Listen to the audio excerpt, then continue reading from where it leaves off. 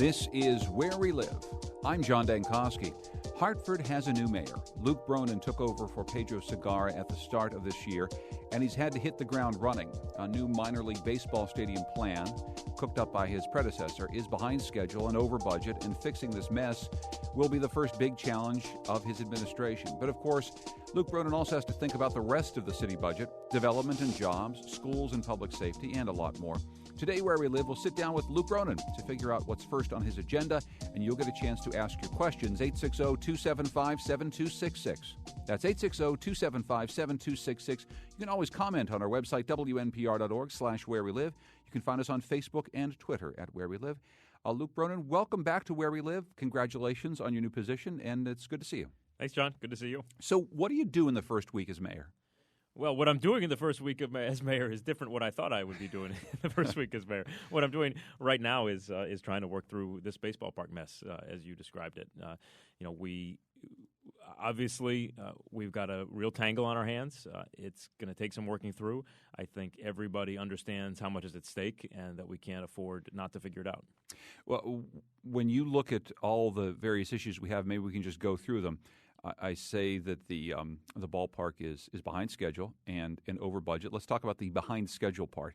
There have been a number of meetings over the course of the last week or so that suggest that the Eastern League, the league that the Hartford Yard Goats are going to play in, didn't really know that the schedule was going to be pushed back. It seems fairly likely now that we're not going to have baseball played in Hartford in April of 2016, just a few months away. Where are we with the schedule right now, as far as you know? Look, I'm not in a position to make any predictions on schedule. I think everybody wants to get the ballpark open and the team playing as quickly as possible. What have you heard about that schedule as of right now, though? You heard some skepticism from the developer and the team and some others in the Stadium Authority meeting on Tuesday. I think that skepticism is warranted, but at this point, we've got some other things to work through, even as we're working through schedule, and all these things are tied together. So what are those other things you have to work through? Well, as you said, you've got a significant budget shortfall. You've got what's been identified as a $10.3 million shortfall on a $56 million stadium. So we're talking about roughly a 20% cost overrun. And that's huge. And for a city where the taxpayers have already been asked to shoulder an enormous burden here, not just the $56 million of building the ballpark, but also many millions in infrastructure work around the stadium. And we're going to be paying $4.5 million a year in debt service on that for the next 25 years. We need to make sure that the pain is shared. So you talked with R. Jeff Cohen about this the other day, and I know it's something that you're having to grapple with. There's the question of whether or not the city will have to pony up some more money to get this ballpark project done at all or on time. But then there's the long-term obligations for the bonds, and you're talking about something like $4 million plus a year for 25 years, meaning that you might just need to put some more money in now so that you don't have to pay a whole bunch more down the road. I mean, how exactly do you juggle these two priorities? Well, look, I think you juggle them by trying to get the best possible deal for the taxpayers. My responsibility is to look out for the taxpayers, and I have no interest in burdening the taxpayers with additional spending now. I also have no interest in seeing the baseball stadium sit there and rust and the development around the baseball stadium fail to proceed, because that's what's supposed to provide us with the revenue to pay this $4.5 million in debt service for the next 25 years. So there's a lot of promises, a lot of commitments made to the taxpayers of Hartford. My responsibility is to them to get through this mess in a way that protects them as much as possible. So if you need to come back with more money to get this ballpark built the right way, more or less on time, does that mean going back to the taxpayers now with the explanation that we need to start spinning off revenue from this, we need to start paying these long-term bills? Needless to say, that's not where I want to end up, and we're deep in negotiations right now. And you've had private negotiations with the contractor and others, right? Just within the last couple of days, you've been meeting behind closed doors, essentially. I've met with I've been meeting in public and behind closed doors. Yep. We had a Stadium Authority meeting that went on for about 3 hours plus the other day. I have sat down both with the team and with the developer separately and together, and those discussions need to continue. One of the things that the developer has said is that the city, over the course of time, put in some change orders, things like a a big coffee cup that steam comes out of because it's Dunkin' Donuts Park. There was another thing that we saw in an email about how more structural steel was going to have to be purchased because there were certain height requirements for parts of the ballpark that weren't originally met by the design. So now we have to order more structural steel.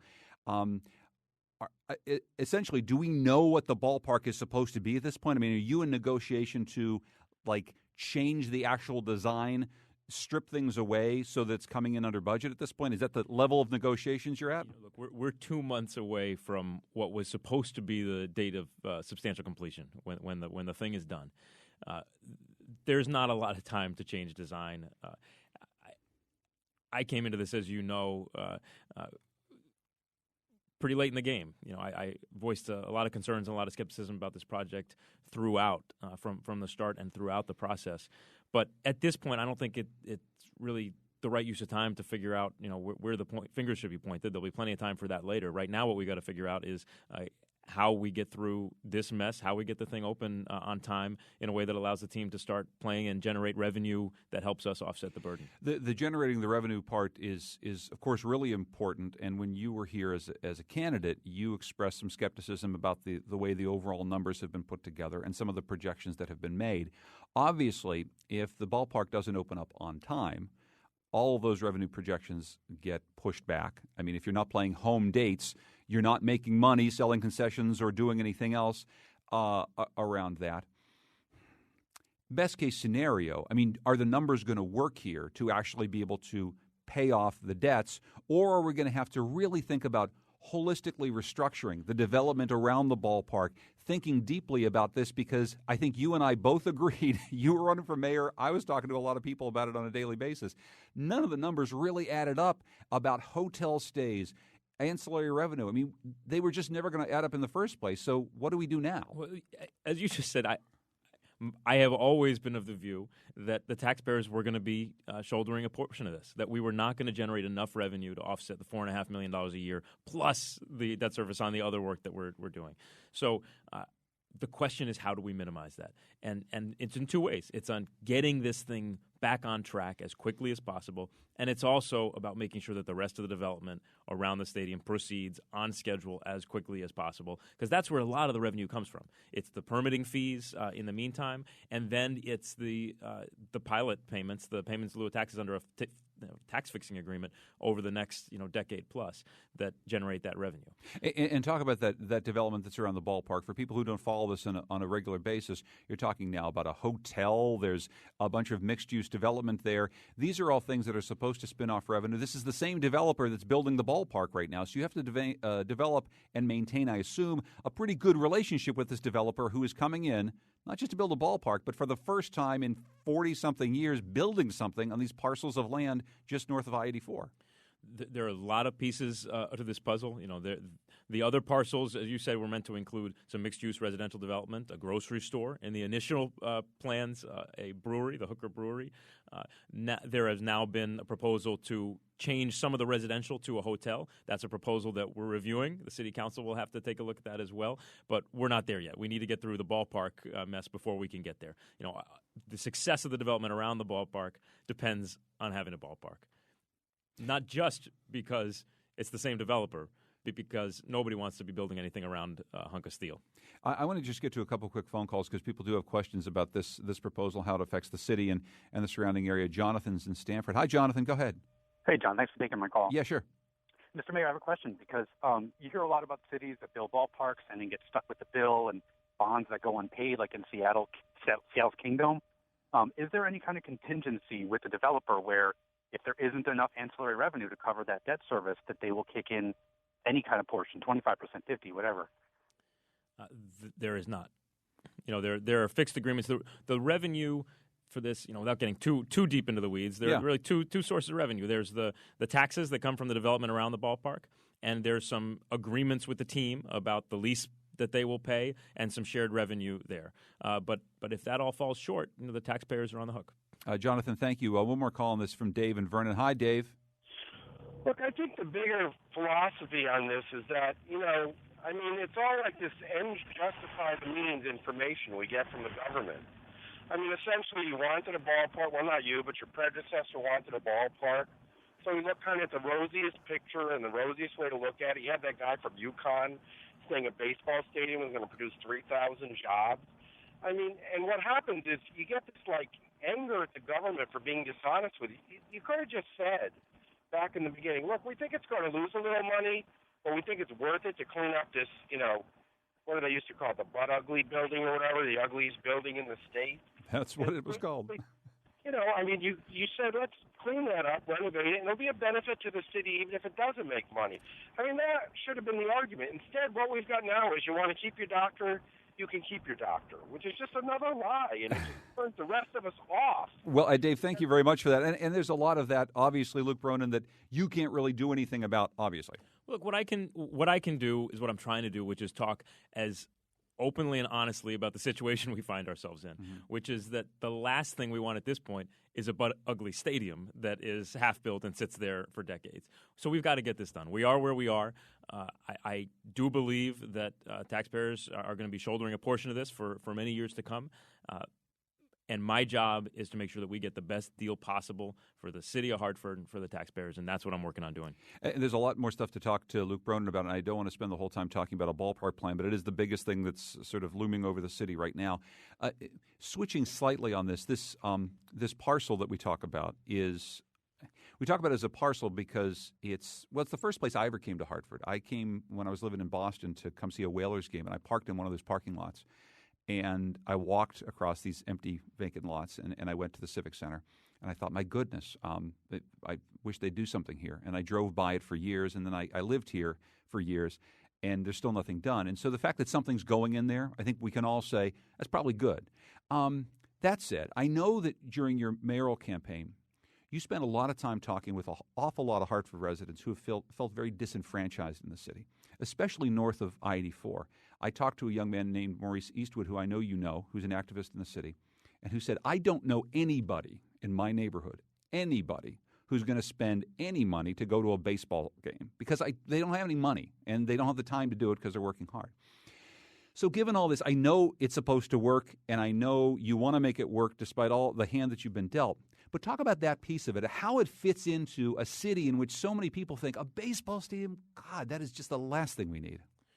Well, look, again, sitting where we're sitting now, the way it fits in is we need to make sure that there's not just a drain on the public purse, taking money away from things that could be going to other things that matter. You know, the priorities that I talked about during my campaign that I want to be focused on in this administration are economic development, job growth, youth employment, youth engagement and recreation, rebuilding and revitalizing our neighborhoods and our corridors like Albany Avenue, Franklin, and others. You know, there's a lot of work to be done. And the way this all fits in is minimizing the drain on the public purse so that we can have as much as possible to focus on the other things that really matter. The other thing I'd say is on the ballpark and the development around, to me, what success really looks like is reconnecting downtown to North Hartford. Yeah. That is the gateway to Albany Avenue and to North Main. And down the road, I'm not talking about on opening day, I'm not talking about even 3 or 4 years from now, but down the road, what we should all be aspiring to is to reconnect Albany and North Main to the downtown, to try to promote and support the small businesses that are on those avenues, that employ local residents, that create that sense of community, and try to bring those corridors back to being a center of commerce. And when the caller talked about, the very rosy jobs picture about how many jobs are going to be created by a ballpark or even the surrounding development, talk about that connectivity too. I mean, the need for jobs, specifically in certain neighborhoods of the city that have been felt left out by the building and progress that we have made. Look, the city of Hartford as a whole has an unemployment rate that's about double the state average. But certain neighborhoods, the northeast neighborhood of Hartford has an unemployment rate of 27%. Mm-hmm. That's higher than it was during the Great Depression. There's a desperate need for jobs in our city in general, and jobs that are accessible, whether because they're in that neighborhood or because they are accessible and on public transportation routes, that are creating opportunities for residents of the city of Hartford no matter what neighborhood they live in. That's top priority. We're going to take a break. When we come back, we're going to ask Luke Bronin about a lot of other things, things that he probably wanted to worry about when he took office as mayor as opposed to just this ballpark. I'm sure we'll have more questions coming from you as well about that at 860-275-7266. This is Where We Live.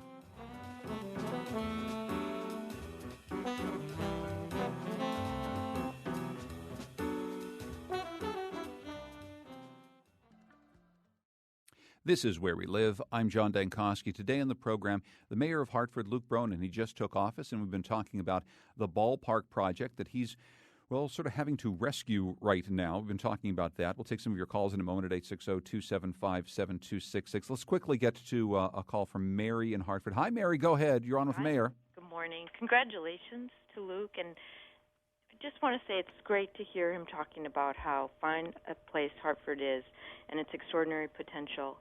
And I'm curious, how is he going to control or manage the powerful regional development proponents, many of whom grew up in Hartford or work in Hartford, who have big ideas like the stadium, like the I-Quilt, like moving Gold Street, that go against the interests of the city residents, but city residents wind up paying for them. How is he going to help some of these regional titans of the industry, commerce, and nonprofits see the needs of the neighborhoods, and that sustainability or more localized economies are better for Hartford? Thank you, Mary, very much. Thanks, Mary. So, first of all, I don't think these things have to be in tension with each other. I've talked a lot during the campaign about the importance of revitalizing neighborhoods. That's going to be a real focus of mine. One thing that I'm excited about is that CRDA, the Capital Region Development Authority, now has a part of the resources that they've been given to the state dedicated to investment in neighborhoods. A portion of it's even for the Promise Zone specifically. I hope that that'll be a piece of an effort to revitalize Albany Avenue as well. So I think we need to just continue to prioritize neighborhood development. I have, as I've been rebuilding and staffing up our Office of Development Services, I've created a new position that's focused on community and small business development. That's a priority of mine. I will say, with respect to some of the things you mentioned specifically, I-Quilt, there's been a lot of discussion about that. That's a long ways down the road. It's come a long way down the road. I don't know that is contrary to the interests of residents of Hartford. I do think that Hartford has a legacy of tremendous urban planning. We were a real leader in the parks movement and in tying the city together and making it a walkable city. And through some bad decisions in decades past, we've lost some of that. And some of those plans are about trying to get some of that back. And I don't know that is bad. What we have to do is always keep our eye on the broad range of challenges and priorities we've got and do our best to make progress on all fronts. I think a big piece of Mary's question that's so interesting is often on our program we talk about how the state isn't able to plan correctly because we're all these 169 municipalities and we don't work together across town lines. And then in places like Hartford, there is a sense that outside interests kind of come and poach the city and mold it to its interests in a way that doesn't happen in the rest of the state. And that's something that residents of the city have often felt, right? It's nice to build things for suburbanites and make sure that we're making connectivities, but at the end of the day, the people in the city of Hartford are paying for it. And that's why we need to focus back on our neighborhoods. But at the same time, let's not forget that the Excel Center, for example, does matter to the economic health of Hartford. Mm-hmm. When you're talking about the restaurants or the businesses that are downtown that are paying taxes, that are providing some of the revenues and the resources that allow us to do the other things we need to do, we need a vital property tax-paying downtown district as well, like any city does. So that's why I say these things aren't necessarily in tension. In my inaugural remarks a couple of days ago, one of the things I said was we can't be successful without the region, and the region cannot be successful without Hartford. And our biggest challenge as a city and as a region is the fact that the lines are drawn so narrowly. There are very few other places in the country where you have a center city like Hartford that is 17 and a half square miles. And we have around us one of the most affluent regions in the country, but we don't share in that tax base. and there is this sense of independence, home rule that divides those towns. We have to get over that emotionally. We have to get over that from a policy standpoint. Otherwise, we're not going to be able to reach anywhere near our potential as a city or as a region. Quickly back to the ballpark in just this one way. Josh tweets at us, is construction that makes the city poorer better than revenue-neutral empty lots? Is construction that makes the city poorer better than revenue-neutral empty lots? Look, empty lots have been there for a very long time, but as we start to build, all of a sudden it costs us a lot of money. Look, I was always concerned about the decisions to make this investment. Yes. I was always concerned about how the numbers added up. I was very concerned about the revenue package.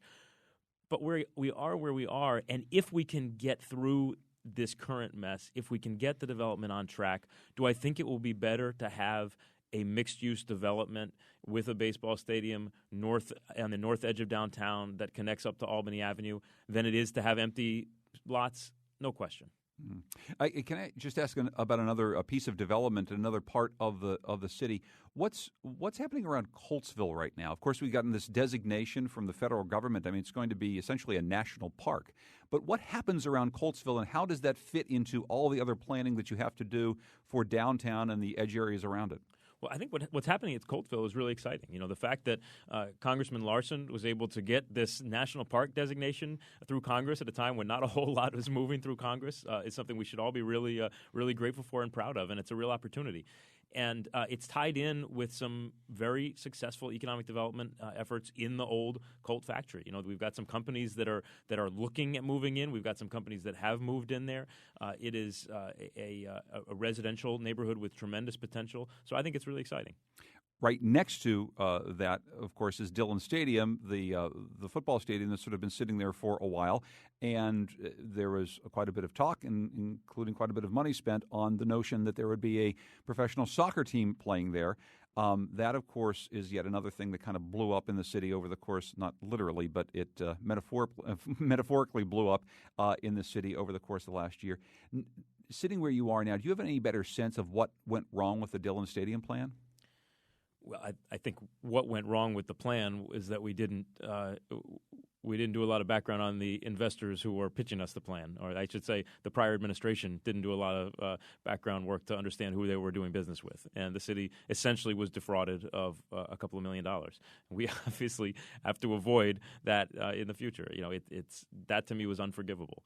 With respect to what the future holds for Dillon Stadium, I think we need a little time to figure that out. We need to have some community conversations and figure out what the community, both down in that Coltsville area, want to see, what the community more broadly would like to see, and what the options are. There are a lot of people out there who I think see a lot of potential in the Dillon Stadium area, and rightly so.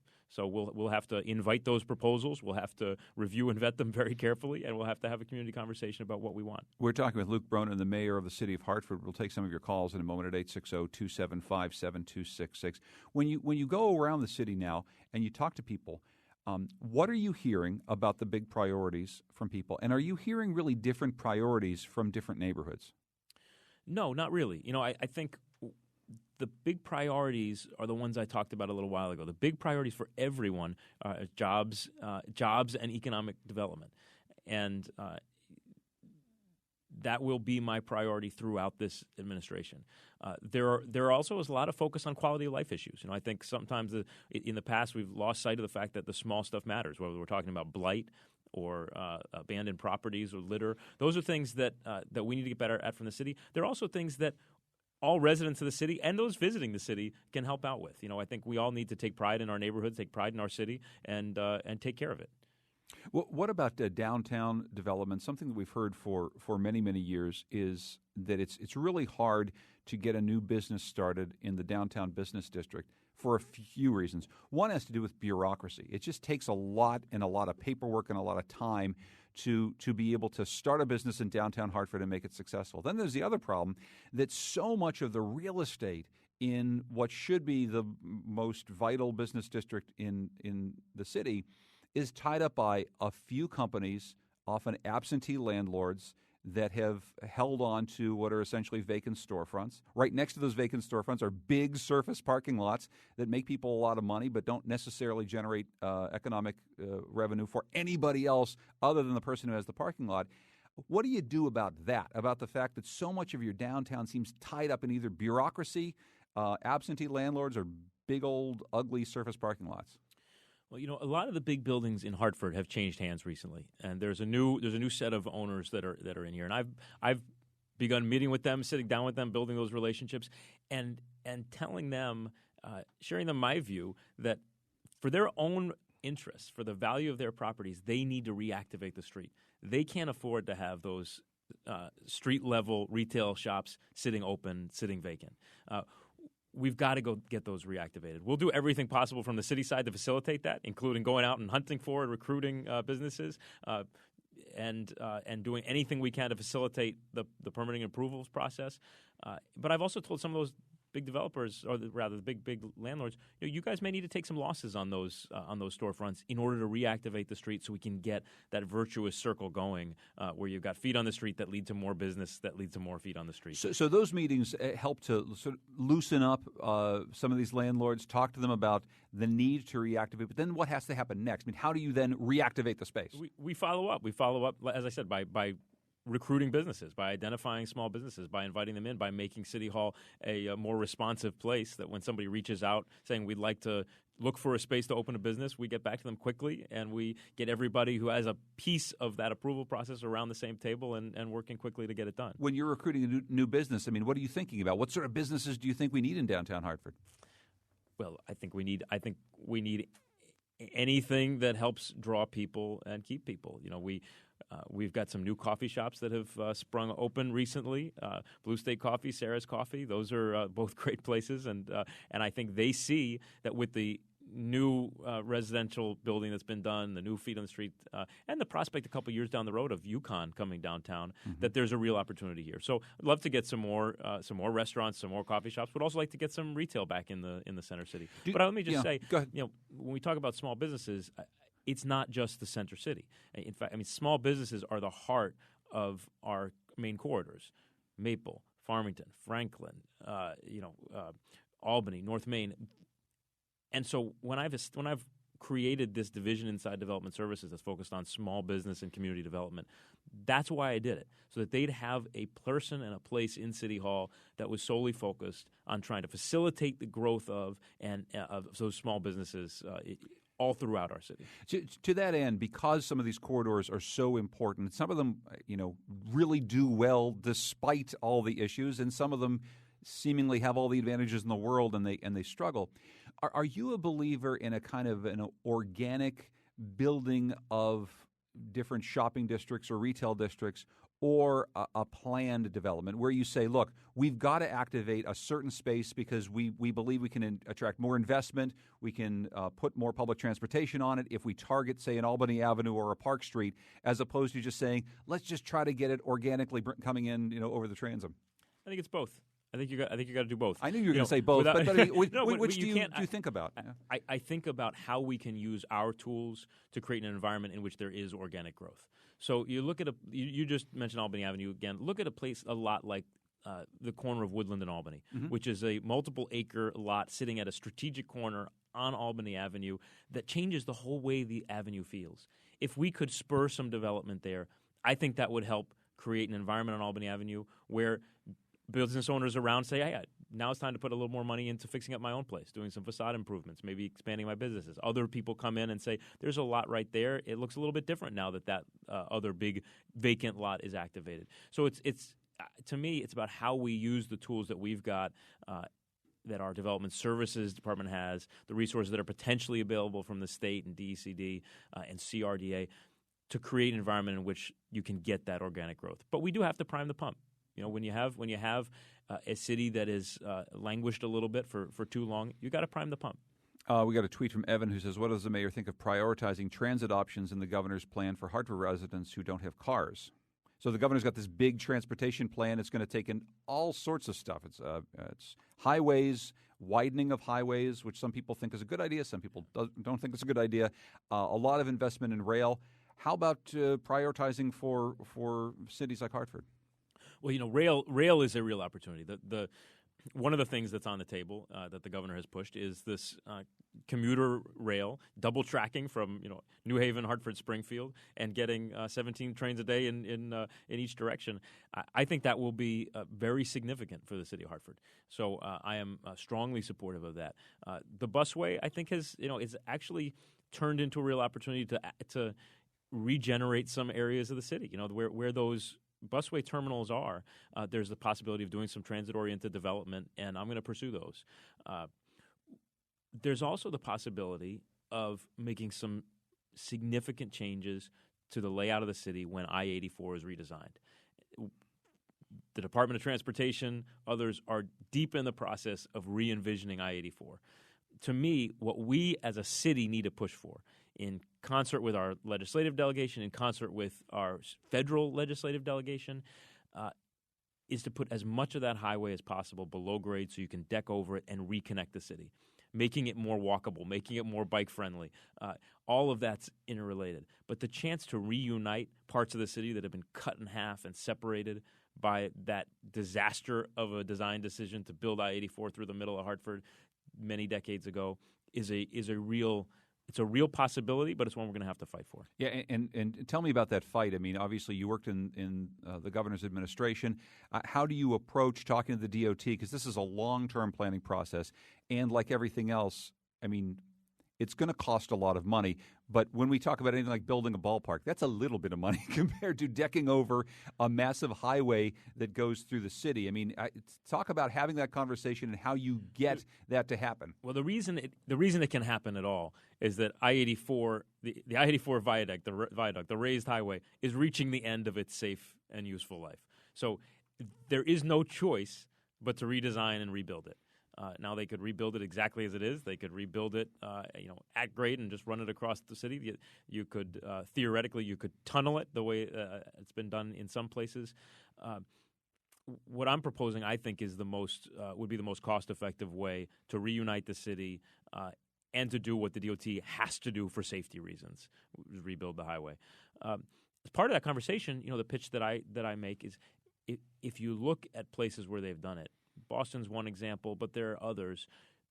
It really does create an opportunity to stimulate huge amounts of economic growth. I mean, if we could free up some of that territory in the heart of the city for development, that has the prospect of meaningful grand list growth. It also has the possibility of some additional green space that link, whole neighborhoods and large corporate campuses all together, so that we start to feel like one city again physically. Okay, and can I just loop back then to an earlier question, because I was jamming together a few things, so I didn't get a chance to really ask about surface parking in the city. Right now, it's fair to say that there's lots of places where the city could be reconnected, but we have big swaths of concrete, and that's really just a matter of talking with people who own those properties and reimagining what we might do with them, I think. It's that. It's making the case that it may be taking a look at our tax structure and how we tax vacant property like that and surface parking lots. It's also about creating an atmosphere and an environment in which people see the prospect of growth and are willing to make the investment to build something on something that's been sitting fallow for a while. The prospect of growth actually gets to some of the next things I want to talk about. Before we take a break, I just have to ask a couple procedural questions, things that you're obviously facing when you come back in. I've asked you about this when you were running. Your wife, Sarah Bronin, is Hartford's Planning and Zoning Chairwoman. Now that you're mayor, do you see her role, because it's such a critical role in all the things that we're talking about right now, as any sort of a conflict of interest? And has there been a conversation that you've had about whether or not that's a position she's going to keep during your tenure? She is in that position in a term appointment that runs till 2017. I don't think she should step down from that. I think she's terrific at it. I think she's the best planning and zoning chairperson we've had in a long time. And part of the reason, beside from being a professionally expert in that arena, is that she spends a lot of time engaging with neighborhoods, engaging with the community to understand community priorities. And I think that's something that we need. So I don't see it as any conflict of interest. It's an unpaid position. It's one she spends an awful lot of time on as a volunteer. She's deeply passionate about it, and she is very independent-minded. And this is an arena in which she is a national expert. And, she's just completed a rewrite after many decades, a rewrite of Hartford's planning and zoning code to make it really a national model of form-based zoning. It's something that hasn't gotten a lot of attention, but it's a really important thing, and I think something we should be proud of. Could you imagine a scenario, though, in which either she or you would need to recuse yourself from some important decision because of a conflict of interest? Again, recusal comes into a place when there's some kind of a personal interest or a financial interest. Neither of us would have a financial interest in any of the decisions. You might very well have a political interest in something moving forward. The Luke Bronin plan is on the table, and I think it's fair to ask. Yeah, but that's no different from any time that a mayor appoints their planning and zoning chairperson. Absolutely. Presumably, when a mayor appoints a chairperson of a commission like that, you're looking for somebody who shares your vision. Do I anticipate that there are going to be times when we disagree? I do. I think there probably are going to be some times when I wish she'd take a different position, or she wish I'd take a different position. But there's plenty of room for that. The other quick procedural thing is there was a bit of talk just as you were taking office about a $20,000 raise for the city treasurer, Adam Cloud. It's something that I'm sure that you talked to him about. He essentially had written a raise for himself into the budget. I'm assuming the way it went is you talked to him and he decided that he was not going to take that raise. That came at the same time that you said that you were not going to accept a $20,000 raise that was written into code for you. I guess I'm just wondering if you can talk about whether or not Adam Cloud, the city treasurer, is going to get a raise of any sort moving forward that you know of. I have no idea. We as a city are facing a very large deficit. We've got a deficit this current year. So between now and June 30th, we have about a $4 million shortfall that we're going to have to figure out how to make up in the next 6 months. And we're facing a $25 million shortfall in the year ahead that we're going to be wrestling with through the budget process. So, I don't think this is the time to be speculating about raises in general. We'll have to deal with this across the board. Now, every position, it's appropriate on any position to look at what the appropriate compensation is. Look at comparisons, look at similar positions in other places. But right now, I'm not prepared or interested in having a conversation about raises in general at all. I don't think that's the situation we find ourselves in. When you though praised Adam Cloud for essentially saying he was going to give back his raise, you made note that by statute the position that you are in was getting a $20,000 raise, and what you said was that you were going to work unpaid to make up for that. I just want to make sure that that's completely clear, because the release that we saw, the statement we saw, made it sound like you were giving back $20,000 to the city, and I don't know that that's exactly what's happening. Could you just explain? Well, sure. I mean, by charter, the mayor's salary is set at $167,000. It's linked to a superior court judge, so it's supposed to adjust that way.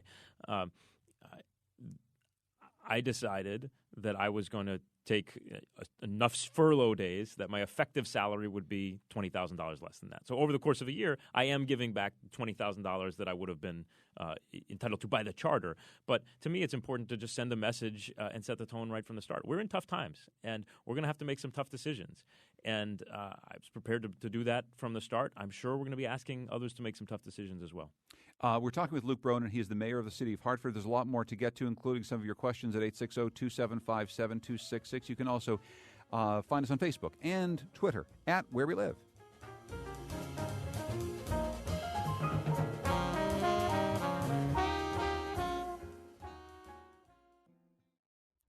This is Where We Live. I'm John Dankosky. Coming up on Monday's show, U.S. Representative Elizabeth Esty will join us the day before she heads back down to Washington for President Obama's final State of the Union address. You'll get a chance to ask questions of the 5th District Representative. Coming up on the next Where We Live today, we're talking with the mayor of Hartford, the brand new mayor of Hartford, Luke Bronin. He's taking some of your calls at 860-275-7266. Richard is calling from Hartford. Hi, Richard. Go ahead.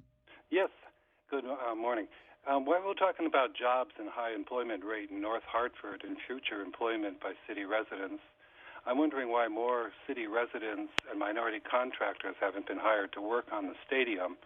And I'm wondering if there's any plans in place to hire and train city residents for good jobs, not only on the stadium, but on all developments paid for by city residents.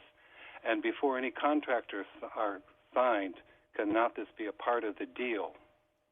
Richard, thank you very much. Thanks, Richard. I mean, obviously, it's a great question. It's an important one, and I agree with you. I think when we are spending public dollars, we should be using it as an opportunity to create job opportunities for Hartford residents, for residents of high unemployment areas, and we should be insisting on that in the deal. In the stadium, it is a part of the deal. You know, there's actually in the documents that were agreed, there's a requirement that 40% of the hours, the man hours on the project go to local residents, and that 25% of the job be done through minority contractors.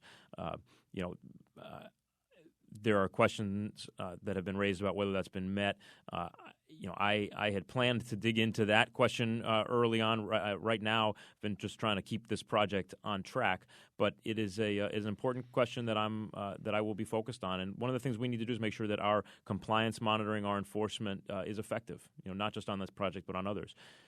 The other thing I would say is, we've got to focus on workforce development and on job creation beyond just construction. You know, it is important to make sure that a good portion of the construction work that's being done in a city creates an opportunity for city residents. But I also want to make sure that we're creating other opportunities, and that's why I'm so focused on trying to grow and promote small businesses around the city. You know, I created a number of working groups during my transition that really address the priorities I've got. One of them is this Hartford Works idea, looking at something that's been done in New Haven and some other places, of getting a lot better at connecting job training opportunities with actual employment opportunities, building those connections with employers from the start. So you're not just training somebody so they get a certificate, but they got no job at the end. Rather, you're training somebody for a specific job opportunity that's available. That's going to be a hard thing to do, but it's a critical thing to do, and it's something we're going to try hard to do. I want to rapid fire through a bunch of things. We just got a quick email, somebody asking, is there any chance at all that a new casino comes to the north end of Hartford? You know, I've expressed my skepticism, my concerns. The biggest concern for me is that we not repeat the mistake of always chasing after the shiny object when it comes to economic development in Hartford. I think sometimes the mistake we've made is thinking that it's always got to be this long pass down the field rather than a good ground game. And I am a little bit worried that a casino would suck up so much of the time and attention of my development services team and just of the discussion in the Oxford room in general that we lose focus on those priorities. I have said I'm not closed to any conversation, but I would need to understand very, very clearly what the benefit to the city of Hartford was, to city residents, and there would have to be a robust community discussion. So, at this point, it's not something that I'm actively pursuing. Last time you were on, you talked about your plan called Safe Streets, Strong Neighborhoods, a plan for public safety in Hartford. Sadly, we had a very bad year with homicides last year in Hartford, and we've already had one so far this year. How do you implement this plan? Well, that plan had 10 proposals, 10 pieces of it. I'll talk about a couple of them. Sure. One is the need to rebuild our police force to get our numbers back up. We're down dramatically over the last few years, and we do need to staff up. And, as I said before, that's not because we want to arrest our way out of the problem, but rather because if we want to do community policing, we need to have enough of a presence on the ground that the police officers can be out of their cars in the neighborhood, building those relationships, building trust, and doing true community policing. So that is a piece of it. That will take time. It takes time to recruit. It also will take money, and we're going to have to figure that out. On the other hand, we're paying a lot of money in overtime right now because we're so small. So it's a balance to be struck. Some of the other important pieces of that are some things I just talked about. Youth employment is a really important piece of this plan from my perspective. I've called for the creation of a youth service corps, putting young people directly to work in our community, doing things that are visible and will be felt in our neighborhoods, and will also create that sense of pride and put some money in the pocket of the kids who are working. And that to me is deeply intertwined with public safety. If you look back at examples of that in history, whether it was the Civilian Conservation Corps during the Great Depression, or even what the city of Waterbury did when they hired young people to shovel snow on snow days, it can be enormously successful and important. And so that's a big piece of that for me. That's going to take some private funding. So I'll be fundraising. I'll be going out to donors, both those who are big institutions in the city and those foundations or other philanthropists who take an interest in engaging disengaged young people. And I'll be making a hard sell that this ought to be a priority. A big piece of all that, of course, is education in the city. Last time you were here talking about the Hartford Choice program, you said there's an awful lot of chance involved. It's not just choice. The lottery process is a hard one to navigate. It's not all that transparent, not all that easy to figure out how best to position your kid to get them the best possible option. That one piece of Hartford's education is just something we can talk about. How do we make this process more transparent? How do we maybe change the way we're able to provide school choice, but make it something that actually works for more city residents? One of the things I think we have to do from the start is strengthen the coordination between the Hartford Public Schools and CREC, which too often have been competing entities. And I think we've got to get everybody around the same table. Take a look at the years to come. What does enrollment look like? What does everyone's projections look like? How do we stop fighting over students and instead just start fighting for the best education we can for every student? And I think getting everybody at the same table is a piece of that. Is that notion wrong-headed? The whole idea that we fight over students, we just laid it out there. It just dawned on me that that's really what we're doing. We're setting up a competition for students, which seems like a crazy way to actually build better schools. I think it is a crazy way, but I think having had a lot of conversations with folks all around, I think everybody recognizes that. And I think there is a willingness and a desire to get everyone to the same table, to start doing some long-term planning, to look at the enrollment challenges that we have. One of the problems in Hartford right now is that we've got a number of schools that are operating way under capacity, which means we're spending money on all the overhead that comes with operating a school, but we have hundreds of seats sitting open. We need to plan for the future, and we need to do that together with CREC, with the state, and we need to do that in a way that recognizes that we've got to be we can't just build our way out of this problem. We have to strengthen our neighborhood schools as well. Do you know what's happening with Clark School right now, the school that was shut down because of PCB contamination? It wasn't going to open at all this year. Is it going to open again? Do you know? We're still waiting on the results of the analysis and the investigation into what's producing the PCB contamination.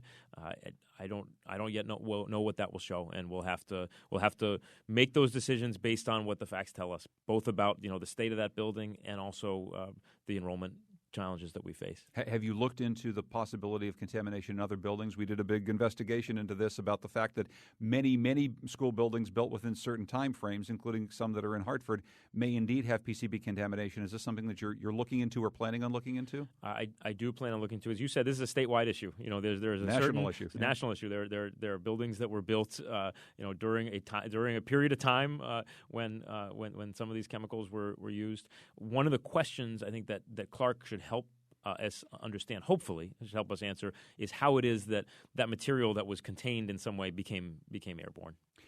Next, we just have a minute left. Next school year, starting in the fall, are your kids in Hartford Public Schools, do you think? We as you and I talked about when we talked about this show, we are deep believers in Montessori education. My kids are in a Montessori school. All three of them are in the same school, and I think we're gonna keep them where they are. It's been for our kids, we think it's been a great experience, and I think I have an obligation as a parent to do what's best for my kids, but. As mayor, my obligation is to create the best educational opportunities I can for every kid in the city of Hartford. You like the job so far? It's like a week old. I love it. Are you walking to work? I am. Yeah, so you live a couple blocks away from City Hall, right? So you're able to walk to work, see what's going on? I walk to work. It's a little bit longer commute than it was when I worked at the state capitol. But I like to walk. I like to walk to work. I like to walk in general. I try to walk around the city as much as I can. There's a lot to see in the city and a lot changing. It's a beautiful city. It really is, and we're very glad to be here, and we're glad to have you join us for the hour. Luke Bronin is the new mayor of the city of Hartford. Thanks so much for coming in. Happy New Year to you. Thanks, John. Same to you. If you want to continue this conversation, go to WNPR.org/Where We Live. Our program produced by Lydia Brown and Tucker Ives. Our technical producer is Kion Wolf. Our digital editor is Heather Brandon.